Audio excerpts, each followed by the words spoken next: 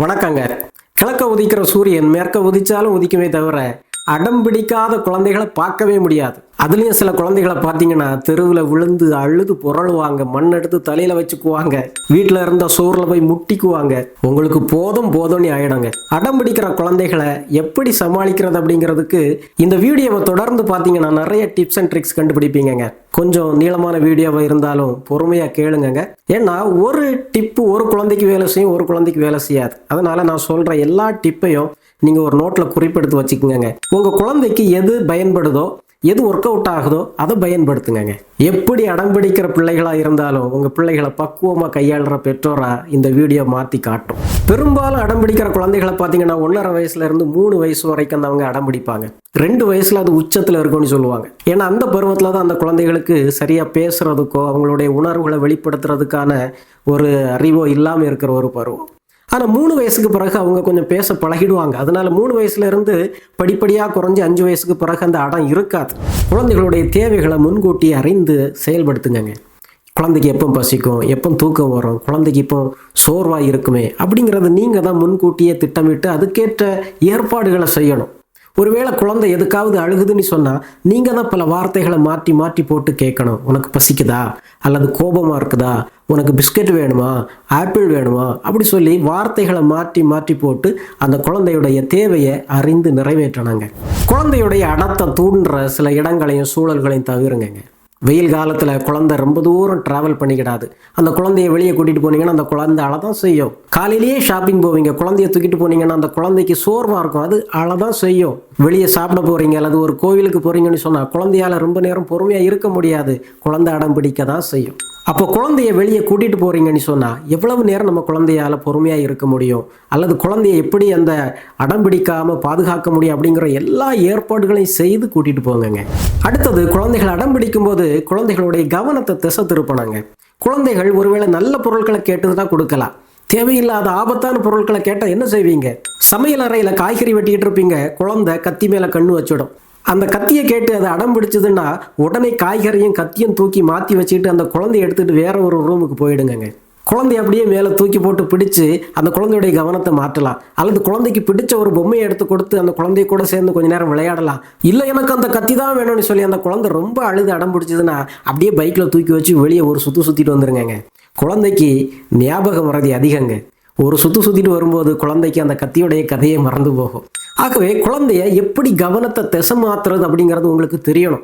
அந்த இடத்துலயே குழந்தைய வச்சுக்கிட்டு எனக்கு வேலை இருக்குதுடா கண்ணா அப்படிலாம் சொல்லிட்டு இருந்தீங்கன்னா அந்த குழந்தைக்கு அந்த கத்தி மேல உள்ள கவனம் மாறவே செய்யாது, அடம் பிடிச்சுக்கிட்டே தான் இருக்கும், உங்களுக்கும் வேலை நடக்காதுங்க. குழந்தைகள் ஒரே இடத்துல அப்படியே இருந்தாலும் அப்படியே அடம் பிடிப்பாங்கங்க. குழந்தைகளை ஓடி ஆடி விளையாட விடுங்க.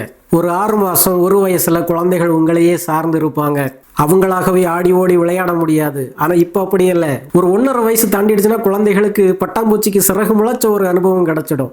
அப்படியே பறந்து திரியணும்னு ஆசைப்படுவாங்க. நீங்கள் அதில் போய் தடை போட்டீங்க, கட்டுப்படுத்தீங்க அப்படி சொன்னால் கண்டிப்பாக அடம் பிடிக்க தான் செய்வாங்க. குழந்தைகள் துருன்னு இருக்கிற ஒரு பருவம். இன்னைக்கு நிறைய வீடுகளில் ஒரு குழந்தை ஆயிடுச்சு. ஓடி ஆடி விளையாடுறதுக்கு சகோதர சகோதரிகள் இல்லை, நீங்கள் தான் அந்த குழந்தை கூட விளையாடணும். ஓடி ஆடி களைச்சி இருந்தாலே அந்த குழந்தை அடம் பிடிக்கிறதே மறந்துடுறாங்க. குழந்தைக்கு உடம்புல இருக்கிற சக்திகளை செலவழிக்கலைன்னா அது அப்படியே இருந்து நெகட்டிவ் எனர்ஜியாக தான் மாறும். அடம் பிடிக்கும், கோபப்படும், கத்தும்.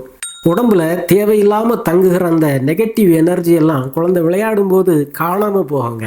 குழந்தைகளுடைய அடத்தை தவிர்க்கிறதுக்கு இன்னொரு அருமையான டிப் இதுதாங்க. அதாவது குழந்தைகள் உங்கள் வீட்டில் நடமாடி வர்ற பகுதிகளில் ஆபத்தான பொருட்கள் இல்லாமல் பார்த்துக்குங்க. அந்த இரும்பு கம்பிகள், தீப்பெட்டி, ஹேர்பின்னு அல்லது உங்களுடைய பாஸ்போர்ட், முக்கியமான டாக்குமெண்ட்டுகள், குழந்தைகள் எல்லாத்தையும் போய் தொட தான் செய்யும்.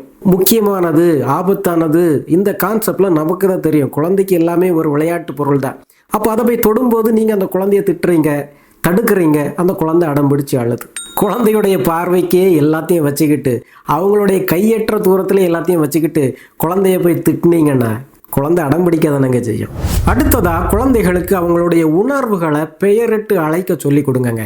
குழந்தை ஒருவேளை கோபமா இருக்குதுன்னா நீங்க இப்போ கோபமா இருக்கிறீங்களா அப்படி சொல்லி கேளுங்க. அப்புறம் அந்த குழந்தை தலையாட்டிச்சதுன்னா திரும்ப கேளுங்க, குழந்தை ஏன் கோபமா இருக்கிறீங்க அப்படி சொல்லி கேளுங்க. இப்படி குழந்தைக்கு பேசுவதற்கு, உணர்வுகளை வெளிப்படுத்துவதற்கு, உணர்வுகளை பெயரிட்டு அழைப்பதற்கு சொல்லிக் கொடுங்கள். உனக்கு பசி எடுத்தா அம்மா எனக்கு பசிக்குதுன்னு என்கிட்ட வந்து சொல்லு, அம்மா நான் உனக்கு சாப்பாடு கொடுப்பேன், அப்படி சொல்லி கொடுங்க. அல்லது குழந்தை பேச தயக்கப்பட்டதுன்னா, வயிறு பசியாதுன்னா வயிற்றை தடவிக்காமி, தூக்கம் வந்ததுன்னா கண்ணை மூடிக்காமி, அப்படி சொல்லி சில அடையாளங்களை சொல்லி கொடுக்கலாம். அல்லது சில பெற்றோர் என்ன செய்திருப்பாங்கன்னா, ஒவ்வொரு தேவைக்கும் ஒவ்வொரு உணர்வுக்குமான படங்களை குழந்தைகள் பார்க்குற அளவுக்கு ஒட்டி வச்சிருப்பாங்க. அப்போ அந்த படத்தை போய் அந்த குழந்தை கை காட்டினாலே போதும், அம்மா புரிஞ்சுக்குவாங்க. ஆனால் இதையெல்லாம் விட பேச சொல்லி கொடுக்கறது தாங்க முக்கியம். குழந்தைக்கு பயமாக இருந்தால் என்கிட்ட வந்து சொல்லு, தூக்கம் வந்ததுன்னா என்கிட்ட வந்து தூக்கம் வருதுன்னு சொல்லு, அம்மா ஒன்று உடனே தூங்க வைப்பேன். அப்படி அந்த வார்த்தைகளை பயன்படுத்துறதுக்கு சொல்லி கொடுங்க. அப்படி வார்த்தைகளை பயன்படுத்தி அந்த குழந்தை ஒரு தேவையை கேட்கும்போது மகிழ்ச்சியை வெளிப்படுத்துங்க. அந்த குழந்தைய மனம் விட்டு பாராட்டுங்க. அப்போ அந்த குழந்தை கற்றுக்கும், நான் வார்த்தையை பயன்படுத்தி சில தேவைகளை கேட்கும்போது அம்மா ரொம்ப சந்தோஷப்படுறாங்க, அம்மா அதை ஏற்றுக்கிறாங்க, அம்மா அதை எனக்கு செய்து தர்றாங்க அப்படி சொல்லி, அப்போ நான் இனி என்ன தேவை இருந்தாலும் அம்மா கிட்ட போய் பேசணும், கேட்கணும் அப்படின்னு கற்றுக்கும். அப்புறம் பார்த்தீங்கன்னா இந்த வயசில் குழந்தைகளை அதிகமாக கைத்தட்டி வாய் விட்டு பாராட்டுங்க. ஏன்னா இதுவரைக்கும் உங்களுடைய அரவணைப்பில் உங்களுடைய இடுப்புலேயே இருந்த குழந்தை இப்போ ஓடி ஆட பழகி இருக்குது. அது மட்டும் இல்லை, இந்த பருவத்தை ஒரு சின்ன கதாநாயகன் சின்ன கதாநாயகி பருவம்னே சொல்லுவாங்க. அது மட்டும் இல்லை, எல்லாருடைய வீட்டில் உள்ள எல்லாருடைய பார்வையும் என் மேலே தான் இருக்கணும் அப்படி சொல்லி எதிர்பார்ப்பாங்க. அதனால் அந்த குழந்தைகளை அதிகமாக உச்சி முகர்ந்து கொண்டாடுங்க, பாராட்டுங்க, தட்டி கொடுங்க. நீங்கள் டிவி பார்க்கும்போது உங்களுக்கு குழந்தை இடையூறாக இருக்கக்கூடாதுன்னு சொல்லி உடனே செல்ஃபோனை தூக்கி கையில் கொடுத்துட்றீங்க. குழந்தையுடைய பேச்சு தாமதமாகிறதுக்கும் தடைபடுறதுக்கும் மிக முக்கியமான காரணமே இதுதானே சொல்கிறாங்கங்க. குழந்தை கூட நீங்கள் வாய் விட்டு உரையாடினாதாங்க குழந்தையும் பேச கற்றுக்கும். பேச கற்றுக்கிட்டாதானாங்க உங்கள்கிட்ட தேவைகளை எடுத்து சொல்லி அடத்தை கொஞ்சம் கொஞ்சமாக குறைக்க தொடங்கும். அது மட்டும் இல்லைங்க, உங்கள் குழந்தைகிட்ட நீங்கள் அதிகமாக பேசும்போது பாராட்டும் போது அந்த குழந்தையுடைய மனசில் அது நினைக்குமா, அம்மா இப்பெல்லாம் என்கிட்ட நிறைய பேசுகிறாங்க, நல்லா பாராட்டுறாங்க. மனதுக்கு ஒரு நிறைவுங்க அந்த குழந்தைக்கு. அந்த நிறைவு வந்துட்டாலே அடம் பிடிக்கிறத சுத்தமாக விட்டுருவாங்கங்க. அதுலேயும் பாருங்க, காலையிலேயே இந்த மாதிரி ஒரு அனுபவம் அந்த குழந்தைக்கு கிடைச்சிட்டுனா அந்த நாள் முழுவதும் அடமே இல்லாமல் சமத்தா இருப்பாங்கங்க. அப்புறம் பார்த்தீங்கன்னா குழந்தை அடம் பிடிக்கும் போது அந்த அடத்துக்கு பின்னால் இருக்கிற நியாயமான உணர்வுகளை புரிந்து கொள்ளுங்க. அப்படி உங்களுக்கு புரியலைன்னா நிறைய கேள்விகளை கேட்டு அதை தெரிஞ்சுக்குங்க, எதனால குழந்தை அடம் பிடிக்குது. அப்படி புரிஞ்சுக்கிட்டீங்கன்னா அதை வார்த்தைகளாக சொல்லி அந்த குழந்தையுடைய உணர்வை புரிந்து கொண்டதா காட்டுங்க. ஒருவேளை பொம்மை உடஞ்சி போச்சுன்னா அந்த குழந்தை அதை நினச்சி ரொம்ப வருத்தத்தில் இருக்கும். குழந்தைக்கு பொம்மை ஒரு முக்கியமான பொருளுங்க. நம்ம குடும்பத்தில் யாராவது விபத்தில் சிக்கிட்டாங்கன்னா பதறி துடிச்சு போயிடுறோம் இல்லையா, அது போல தான் அது குழந்தையோட நெருங்கிய ஒரு தொடர்புடைய ஒரு பொருள். அதனால அது வருத்தத்தில் இருக்கும்போது, பொம்மை உடஞ்சி போனதுனால வருத்தத்தில் இருக்கிறீங்க அப்படி தானே, சரி பரவாயில்ல, அப்பா வரும்போது உனக்கு வாங்கிட்டு வர சொல்கிறேன், பொம்மை உடஞ்சா எல்லாருமே இப்படி தான் வருத்தப்படுவாங்க, பரவாயில்லை அப்படி சொல்லி அந்த உணர்வை கொஞ்சம் கொஞ்சமாக நீங்கள் சாந்தப்படுத்த வேண்டும். அந்த உணர்வை புரிந்து கொண்டதாக நீங்கள் காட்ட வேண்டும். அப்படியானால் குழந்தை அம்மா என்னுடைய உணர்வை புரிஞ்சுக்கிறாங்க அப்படி சொல்லி விரைவாக சமாதானமாயிருங்க. அடுத்ததாக பார்த்தீங்கன்னா குழந்தைக்கு போதுமான அளவு தூக்கம் கிடைக்கிறத உறுதி செய்யணுங்க. குழந்தை இரவுல சரியா தூங்கலைனாலும் அடுத்த நாள் முழுவதும் அந்த குழந்தை எரிச்சலை வெளிப்படுத்திக்கிட்டே இருக்கும். அதனால குழந்தைகளுக்கு இரவு தூக்கத்தை உறுதி செய்யுங்க, நல்லா தூங்க வைங்க. மற்ற நேரங்கள்லையும் தேவைப்படும் போது போதுமான ஓய்வு கொடுங்க. அதுவே அடத்தை ரொம்ப கம்மி பண்ணிடுங்க. அடுத்ததா குழந்தை அடம் பிடிக்காம இருக்குன்னு நீங்க விரும்புனீங்கன்னா குழந்தைக்கு நிறைய சாய்ஸஸ் கொடுங்க. குழந்தையே தேர்ந்தெடுக்கட்டும். குழந்தைகிட்ட நீங்களே கேட்கலாம், குழந்தைக்கு இப்போ சாப்பிட்றதுக்கு பால் வேணுமா ஜூஸ் வேணுமா அப்படி கேட்கலாம். அப்போ குழந்தை ஒருவேளை பால்னு சொல்லிடுச்சுன்னா அடம் பிடிக்காம பாலை சாப்பிடும். குழந்தையுடைய விருப்ப தேர்வாது இருக்குது. ராத்திரி டிஃபனுக்கு பிள்ளைக்கு நான் முட்டையை அவிச்சு தரணுமா பொரிச்சு தரணுமா அப்படி நீங்களே கேட்கலாம். குழந்தையே அந்த முடிவை எடுக்கட்டுங்க. அதுபோல் நீங்கள் நேரத்துக்கும் நிறைய சாய்ஸஸ் கொடுக்கலாம், இடத்துக்கு சாய்ஸ் கொடுக்கலாம். குழந்தைங்க அவங்களுடைய சாய்ஸை விருப்பத்தை வெளிப்படுத்தும் போது அதை மதியுங்க. ஒரு ட்ரெஸ்ஸை போடுறதுக்கு குழந்தைகள் விருப்பப்பட்டாங்கன்னா இல்லை நீ இதை தான் போடணும் அப்படி சொல்லி குழந்தை அடம் பிடிக்கிறத விட மேலே நீங்கள் அடம் பிடிச்சிட்டு இருப்பீங்க சில நேரங்களில். ஆல்டர்னேட்டிவ் சாய்ஸ் கொடுக்கறது போலவே குழந்தைகளுக்கு டைம் சாய்ஸும் கொடுக்கலாங்க. இப்போ வெளியே சூப்பர் மார்க்கெட் போகும்போது ஒரு அழகான பொம்மையை பார்த்து அழுது அடம் பிடிக்கிறாங்க, அந்த பொம்மை எனக்கு இப்போவே வேணும்னு சொல்கிறாங்க. அப்போ நீங்கள் டைம் கொடுக்கலாம். இப்போ வேண்டாம், உன்னுடைய பிறந்த நாள் பக்கத்தில் வருது, உனக்கு பிறந்த நாளைக்கு அம்மா இதை ப்ரெசென்ட் பண்ணுறேன். அப்படி ஒரு பொருள் கிடைக்கிறதுக்கான டைமை நீங்கள் சஜஸ்ட் பண்ணலாம். உடனே கிடைக்காது, நீ அடம் பிடிச்சா நான் உடனே வாங்கி தர முடியாது. உனக்கு இது பிடிச்சிருக்குதுன்னா உன்னுடைய பிறந்த நாளைக்கு நான் வாங்கி கொடுக்குறேன் அப்படி அந்த டைமை தள்ளி போடுங்க. இன்னொரு டைம் சஜஸ்ட் பண்ணுங்க. அப்படின்னா அந்த குழந்தைக்கு கேட்ட உடனே எல்லாம் கிடைக்காது அப்படிங்கிற ஒரு உணர்வு கிடைக்கும். அழுது அடம் பிடிச்சாலும் எல்லா பொருளும் உடனே கிடைக்காது, சில நேரம் கிடைக்கும் சில நேரம் கிடைக்காது. சில நேரம் வெற்றி கிடைக்கும், சில நேரம் தோல்வி கிடைக்கும். அப்படிங்கிற ஒரு பக்குவத்தை குழந்தைகள் பெற்றுக்குவாங்கங்க. குழந்தை அடம் பிடிக்குதுன்னா அந்த இடத்த மாற்றினாலே சில நேரங்கள் அந்த குழந்தை அடம் பிடிக்கிறத நிறுத்துங்க.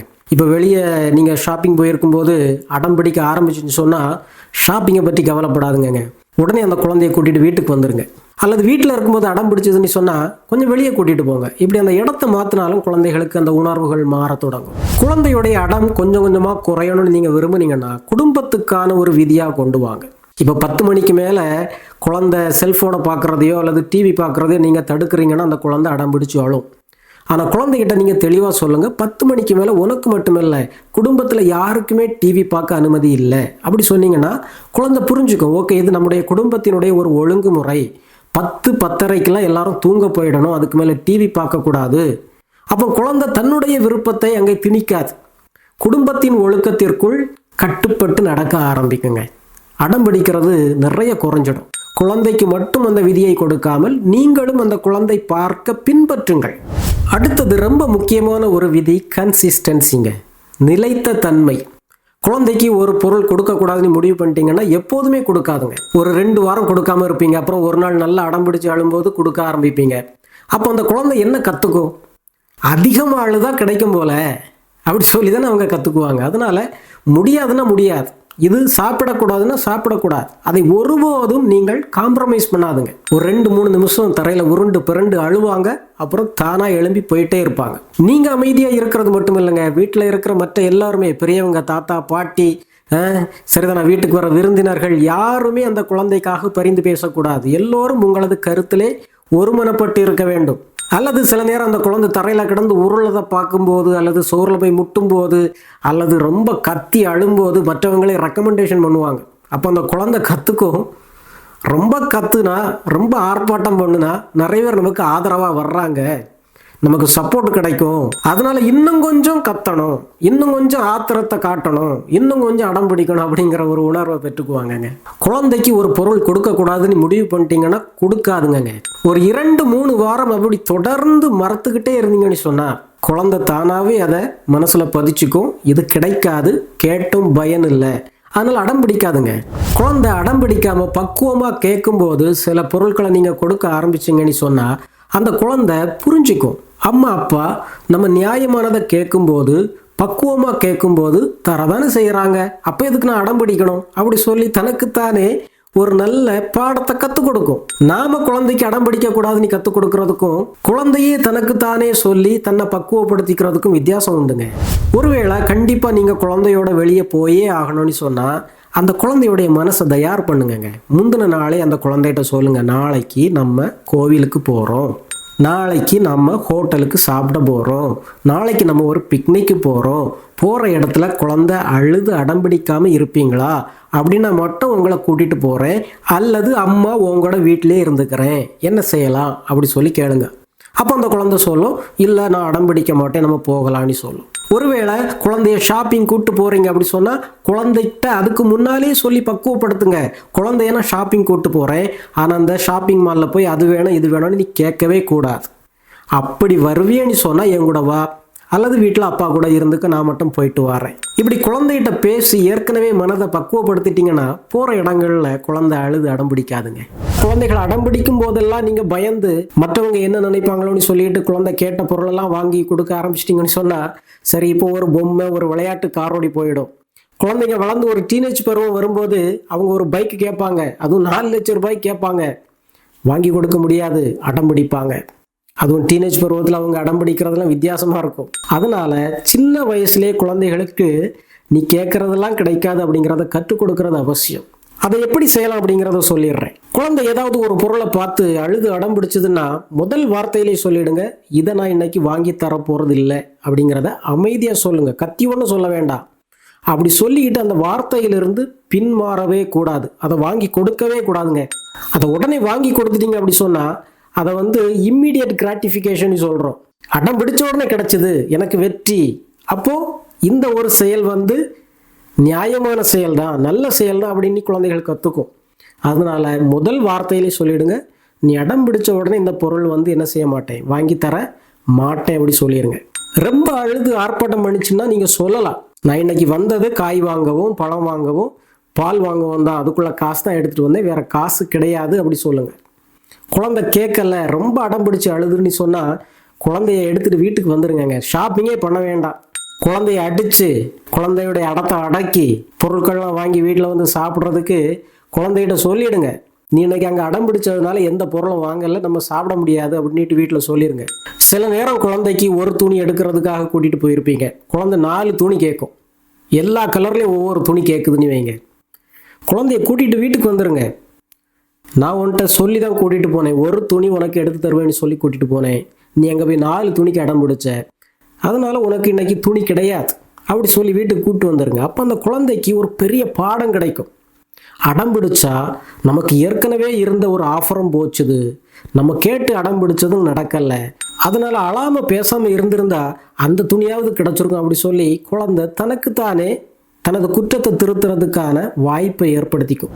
கடைக்கு போகிறதுக்கு முன்னாலே குழந்தைய வச்சு அந்த லிஸ்ட்டை ப்ரிப்பேர் பண்ணுங்க. என்னென்னலாம் வாங்க போகிறீங்க அப்படிங்கிறதுக்கான லிஸ்ட்டை ரெடி பண்ணுங்க. வீட்டுக்கு தேவையான பொருட்களெல்லாம் எழுந்த பிறகு அந்த குழந்தைகிட்ட கேளுங்க, உனக்கு என்ன வேணும், சாக்லேட் வேணுமா, பொம்மை வேணுமா, என்ன வேணும், ஏதாவது ஒரு பொருள் கேளு, அதை அந்த லிஸ்ட்டில் எழுதிக்கிறேன், வேற எந்த பொருளையும் நீ அங்கே போய் என்ன செய்யக்கூடாது, கேட்கக்கூடாது அப்படி சொல்லி அந்த குழந்தையுடைய ஒப்புதலை பெற்று அதை லிஸ்ட்டில் எழுதிட்டு போயிட்டீங்கன்னா அந்த குழந்தை நம்மள்கிட்ட ஒப்புதல் வாங்கி தானே கூப்பிட்டு வந்தாங்க, அதனால் நம்ம வந்து அடம் பிடிக்கக்கூடாது அப்படி சொல்லி சமத்தான் நடந்துக்குவாங்க. கொஞ்சம் சின்ன குழந்தையா இருந்ததுன்னா அந்த லிஸ்ட்டில் என்னெல்லாம் வாங்க போகிறீங்க அப்படிங்கிறதுக்கான படங்களை வரைஞ்சி அந்த குழந்தைகிட்ட காட்டிக்கலாம். கொஞ்சம் வளர்ந்த குழந்தையா இருந்தால் எழுதிக்கலாம், எழுதி அந்த குழந்தை கையிலேயே அந்த லிஸ்ட்டை கொடுங்க, இப்போ அந்த பொருட்களெல்லாம் கண்டுபிடிச்சி எடுத்துட்டு வா அப்படி சொல்லி அந்த குழந்தைய அந்த ஷாப்பிங்கில் இன்வால்வ் பண்ணலாம்.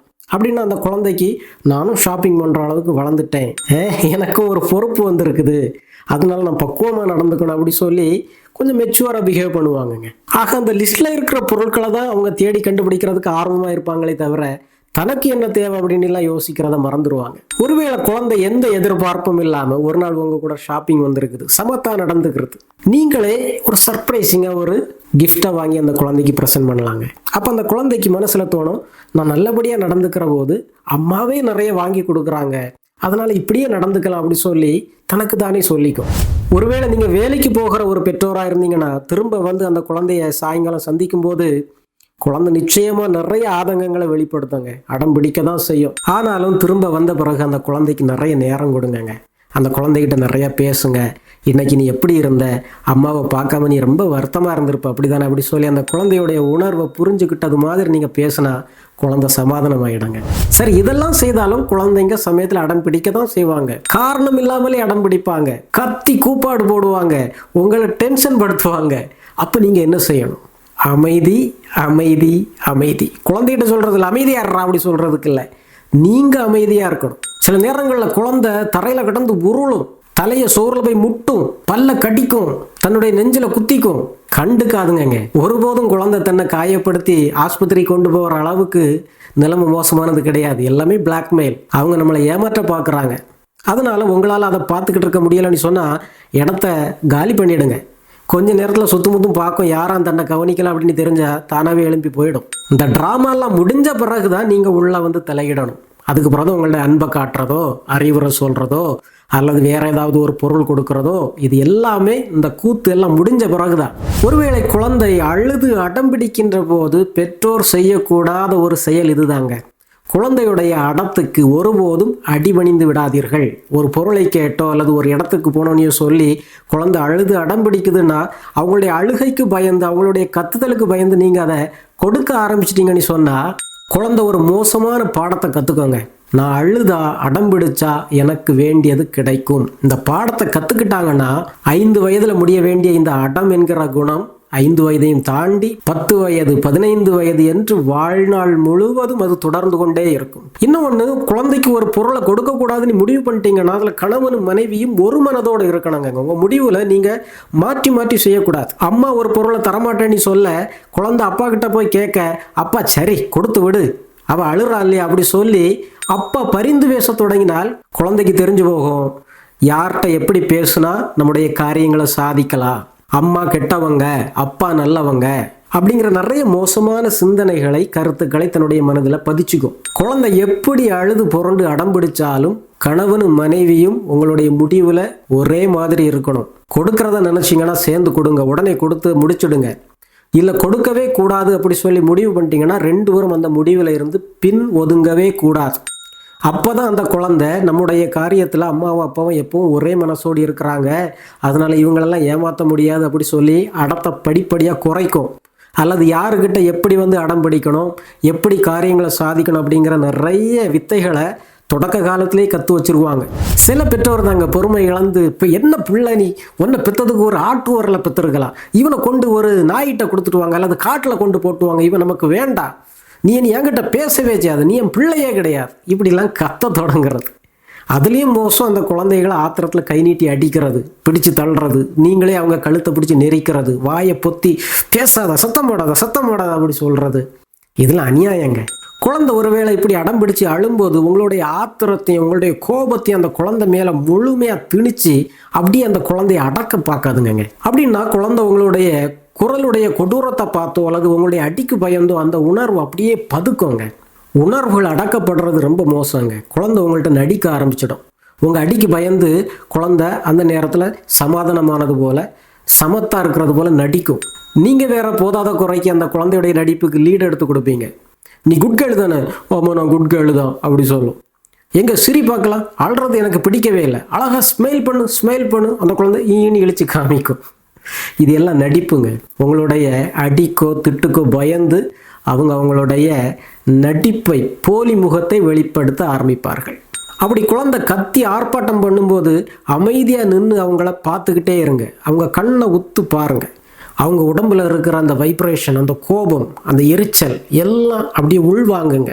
அந்த குழந்தை கொஞ்ச நேரத்தில் அப்படியே அமைதியாகுங்க. இல்லை அவங்கள அமைதிப்படுத்தவே முடியலை, உங்களை அவங்க அடிக்கவும் கடிக்கவும் பிடிச்சு தள்ளவும் தொடங்குறாங்க அப்படி சொன்னால் நீங்கள் பதிலுக்கு எரிச்சல் படாமல் அப்படியே தனியாக ஒரு அறைக்கு ஒதுங்கி போயிடுறது நல்லது. ஒரு அறையில் போய் தனியாக உட்கார்ந்துக்கிறது மட்டுமல்ல, உங்களையே நீங்கள் திரும்ப திரும்ப சொல்லிக்கணும், எக்காரணம் கொண்டும் கோவப்படாத, பொறுமையாக இரு, குழந்தை சமாதானமான பிறகு போய் இந்தந்த வார்த்தைகளை சொல்லு அப்படி சொல்லி உங்களுக்கு நீங்களே ஒரு ட்ரைனிங் கொடுக்கணுங்க. அப்போ தான் குழந்தைய அடுத்த தடவை சந்திக்கும் போது நீங்கள் எதிர்மறை உணர்வுகளை, கடினமான உணர்வுகளை வெளிப்படுத்தாமல் பக்குவமாக நடந்துக்குவீங்க. அல்லது குழந்தை அழ மெதுவாக அவங்கள தட்டி கொடுத்துக்கிட்டே இருங்க. வேறு எதுவும் செய்ய வேண்டாம். நீங்கள் அப்படி செல்லமாக தட்டி கொடுக்கறது அந்த குழந்தைக்கு சரி, நான் இப்படி கத்தி அழுகிறது தான் அம்மாவுக்கு பிடிக்கல போல, மற்றபடி அம்மா என்ன அன்பு செய்ய தான் செய்கிறாங்க, என்ன அவங்க விட்டு கொடுக்கல, என் பக்கத்தில் தான் இருக்கிறாங்க அப்படிங்கிற ஒரு உணர்வை பெற்றுக்குவாங்கங்க. குழந்தை ஆத்திரத்தில் இருக்கும்போது, அந்த உணர்வு கொந்தளிப்பில் இருக்கும்போது எதுவும் பேசாதுங்க.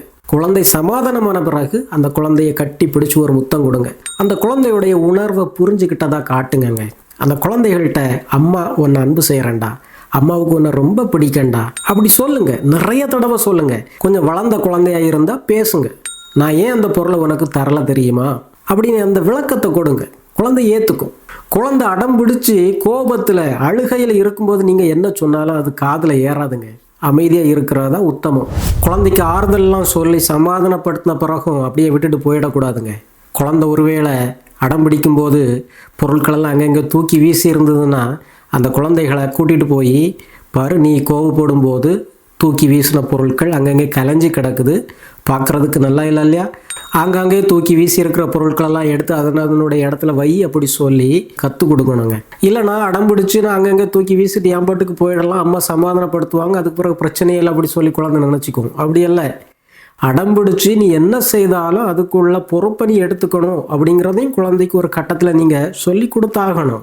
அந்த குழந்தைகிட்ட வேடிக்கையாக நீங்கள் நீ அடம் பிடிக்கும்போது எப்படி நடந்துக்கிட்ட தெரியுமா அப்படி சொல்லி நீங்கள் நடித்து காமிக்கலாம்.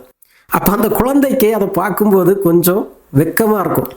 அப்போ அடுத்த தடவை அடம் பிடிக்கும்போது அந்த குழந்தைக்கு மனசில் தோணும், ஆஹா அம்மா இப்படிலாம் செய்து காமிச்சாங்களே, அப்போ நம்ம ரொம்ப என்ன செய்யக்கூடாது, அடம் பிடிச்சி ட்ராமா போடக்கூடாது அப்படி சொல்லி குழந்தை கற்றுக்கும். அன்பான பெற்றோரை, இந்த வீடியோ உங்களுக்கு பயனுள்ளதாக இருந்திருக்கும்னு நினைக்கிறேன்.